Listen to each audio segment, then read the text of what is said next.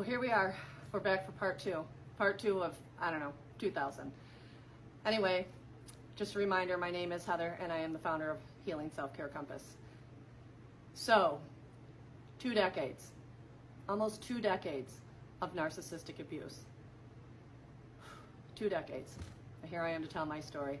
So after being called an ungrateful little bitch on my birthday at the casino that evening, it was all explained away by, the fact that this individual was drunk. And although my best friend and his partner were absolutely disgusted, we went on with the evening. We went back to the hotel. We went to bed. We got up the next morning, had breakfast. Boom, they were gone back to where they lived. Things only intensified from there. Every opportunity, every pocket of time that I had, even though we were several hundred miles away from each other, was filled with either planned trips or being on the phone constantly. Now keep in mind, I'm a mother of 3 little girls at this point. I work a full-time job and I'm still not officially divorced. I'm still going actively through a divorce. And so I'm busy. We're busy like moms are busy. And it was so intense and so manipulative and disgusting that they wanted me to sleep at night with my cell phone on the pillow next to me, plugged in, because you have to keep it plugged in or it dies, right? On speakerphone, and they would do the same because they wanted to hear me sleeping. It was at this point where that was an expectation, and for some reason it was done in such a smooth fashion and very calculated. I missed it all.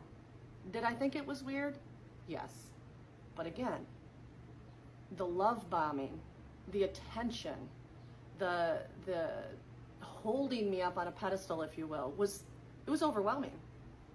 I mean, I was eating the shit up. And I guess if I had to sacrifice a little and put the phone on speakerphone at night while I was sleeping, so be it. I mean, there was nothing going on. I didn't realize at the time that it was really to keep an eye on me because they have trust issues of some kind, or they're insecure, or they needed to feel in control. Knowing what I know now, working in the field that I do work in, it's a control issue. So if they can't be with you, they want to control what you're doing when you're not with them. And that's what part of the sleep with the phone on your pillow next to you at night is all about. Calling you in the morning before work, calling you at lunchtime, texting you throughout those times, talking on the way home after work. It was constant. Maybe you get 45 minutes after work, because people are letting the dogs out, they're doing this or doing that, but then it's right back on the phone. And it didn't matter what else was going on in my life. It didn't matter if it was a sports events for my child or children, or I had something to do. Nothing mattered more than making sure they had me like this, and I was giving them all my attention. And I played right into it. Every single bit of it. Every single bit of it. So the next time, which was the following weekend, I made a trip back there. And this was going to be the first time that I was going to meet this individual's best friend, their closest childhood friend. Now, I had been warned about this friend. I had been told very similar things to what I was told of the ex-spouse, and that this person was very jealous, very envious of them. Envious was a very big word at the beginning of these 2 decades. Envious, everybody was envious. Everyone was envious.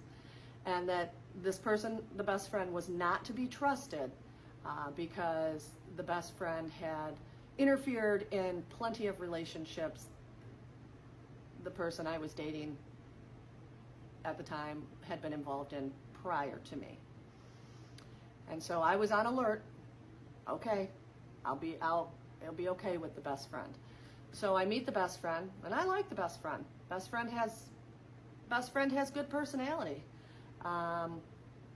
Best friend is attractive and charismatic and seems to be normal for the most part, except that they were best friends with this narcissist. But I hadn't figured that all out at the time.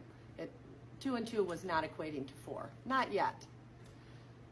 So as this weekend goes on, we spent the entire weekend with the best friend, and we end up at a local bar, and I end up in the bathroom with the best friend, and the best friend is telling me that I really need to run, that I need to, the best place for me to be is back at my home taking care of my children, because being with this individual is not going to be a good choice for me. But not a lot was explained about it, and I was a little nervous. I didn't understand. Fast forward a little bit more, we have some cocktails, we end up leaving. I'm driving, the person that I'm dating is in the passenger seat, best friend is in the back seat. We're almost all the way back to the house, and the best friend starts sobbing, professing their undying love for the one I'm dating, and saying things like, "You never even gave me a chance.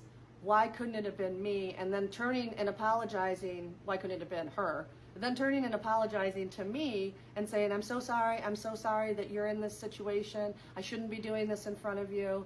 And the person I'm dating is literally all smug in the passenger seat, like, would you look at all the attention I'm getting now? Whew. I'm a legend. That's what it looked like, because this individual wasn't saying a fucking word. Like, nothing. Not like, hey, stop, or I'm sorry, or can we talk about this? Like nothing. Just soaking it all in like it was the best Christmas gift they ever had. So that particular display at that time allowed me the opportunity to explain it away. Oh, the best friend must be a little crazy. She warned, she warned me in the bathroom, but it's because she was really in love with the person I was dating, right? And I could explain it away, much like I explained away the vulgar behavior with the racist tirade at the casino. Well, this person was drunk. So, I apologize for that. That would be Grand Pup Nala. And so after the total and complete meltdown and profession of undying love and questions of why the best friend did not get an opportunity for a relationship with the individual I was dating, the night pretty much ended. We took her home, dropped her off. She only lived a couple miles away. All the tears were dried up, and we went back to the house and carried on with the evening like it never happened. I didn't ask any questions because in my mind, I had already been warned this was going to happen. And exactly what I was warned of pretty much happened. So, I mean, I had the disclaimer before we went out, and it made it plausible. So to me, that wasn't a red flag. We went to bed, woke up the next day, and for some reason the next day, the decision was made that I was going to be offered an excuse or reason as to why the best friend had this meltdown. And trigger warning, this is what I was told. I was told that at the age of about 4 or 5, the two of them started having sexual interactions together, initiated by the person that I was dating. The sexual interaction, oral sex, continued on for a period of 5 or 6 or 7 years, something like that. I think it ended maybe around the age of 10 or 11. But going so far in the explanation as to share with me that the individual that I was with actually gave the best friend her first orgasm. So I'm thinking to myself, all right, I don't know about kids at the age of 4 or 5 just all of a sudden knowing how to have oral sex and getting into these things and continuing to do them if perhaps there wasn't some impetus for this behavior to begin with. It's something I can't speak on because I don't have firsthand knowledge of that. But it makes sense to me. I just don't see a typical 4 or 5-year-old just deciding one day, oh, hey, let's have oral sex, or even knowing what oral sex is. No child should know what oral sex is, okay? Screaming red flags. But It was played off in a way like, oh, we were playing doctor kind of thing, and you know, they had maintained this friendship all these years, so I guess that is what it is.